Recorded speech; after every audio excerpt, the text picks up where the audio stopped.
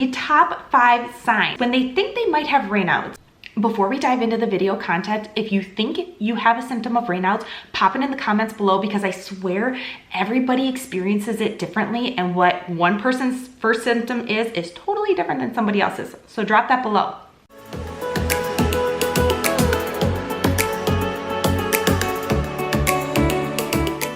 Hey everybody, my name is Mary, and if you're new here, welcome to my channel where I talk about all things Raynauds.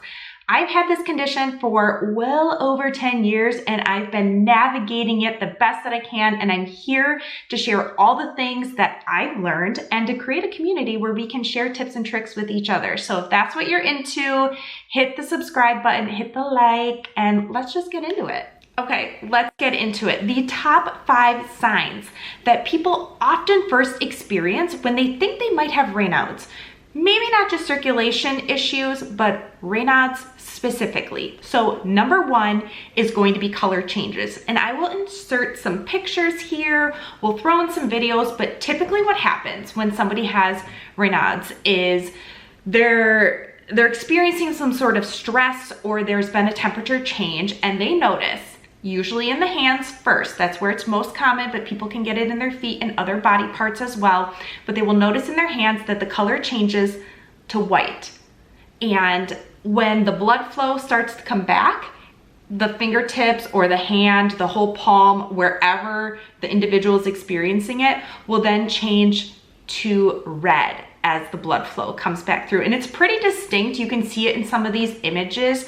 It has a very classic look to it. Now, some of these images, you're going to see these cases look pretty severe, and others are maybe a little bit more mild, but just know that Raynauds can be mild, and it can be very severe, and not every time that an individual experiences Raynauds is it always the same. The experience is very personal. It can be different for everybody, but by and large, one of the very first classic signs that an individual will experience is that they get color changes in the skin. It goes from white then to red, and if there's a lot of blood flow coming back in, it will go from red to even purple or bluish color. Number 2, classic symptom is extreme cold sensitivity. So I'm not just talking about here, like you go outside and it's 30 degrees and you're like, oh, I'm cold. I'm talking about like the temperature drops by 10 degrees and you're shivering, right? Often an individual that is starting to have Raynauds, or so they're in the early stages, will notice the extreme cold sensitivity first, and then they'll notice some of the other signs and symptoms. But by and large, extreme cold sensitivity is a symptom that everybody that has Raynauds, everybody that I've talked to, experiences. They will also have issues, you know, if they're going into the grocery store, even if it's, 90 degrees outside and they're hot, they're sweating, right? Going into the grocery store initially can feel like just like a burst of beautiful, crisp, cold air. Give it about a minute or two, and individuals that have Raynauds will be like, oh my gosh, it's freaking freezing in here. Then if they go into the freezer section and have to start pulling things out, it is exceptionally cold. You'll notice if you have Raynauds that other individuals are not struggling at all in that environment. They're just going about their day, but you're experiencing extreme cold sensitivity. Another classic situation that people often experience it in is at the office.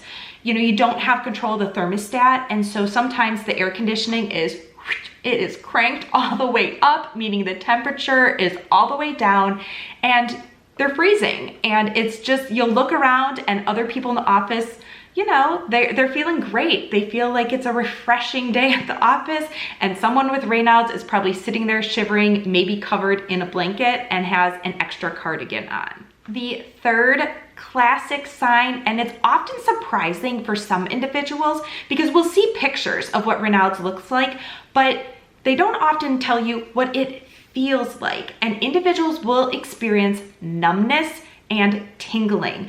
And again, it could be very mild, it could be very, very extreme. And no Raynauds attack is exactly the same. But by and large, people that have had it for some time will experience some mild numbness at minimum, and it can be very extreme when they're having a prolonged Raynauds attack. It can be very, very painful, both when the hands are numb, as well as when the blood flow is coming back. It can also be so numb that an individual will experience difficulty sort of grabbing onto objects, using their extremities in a normal way, because they just don't move or function in the same way that somebody who does not have this condition would be able to function. Number 4 is slow blood flow recovery.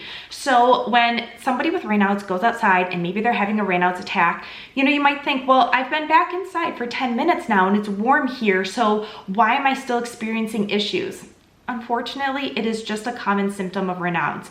It can take 2 minutes, it can take 2 hours for the blood flow to fully recover. Now, there are some tips and tricks, and we'll get into that in some later videos, how to sort of encourage the blood flow to come back, but just know that it is a classic symptom of having Raynauds, that when the blood loss or the blood flow is dramatically decreased, it doesn't just snap back immediately. It takes some time. And finally, the 5th symptom, and this is typically for people that have a very severe case of Raynauds or their attacks last for a very long period of time, is they could have skin issues, meaning they could get ulcers and skin breaks. And not only are those extraordinarily painful, but they don't heal as quickly because the individual just doesn't have the same amount of consistent blood flow there that somebody that does not have Raynauds has.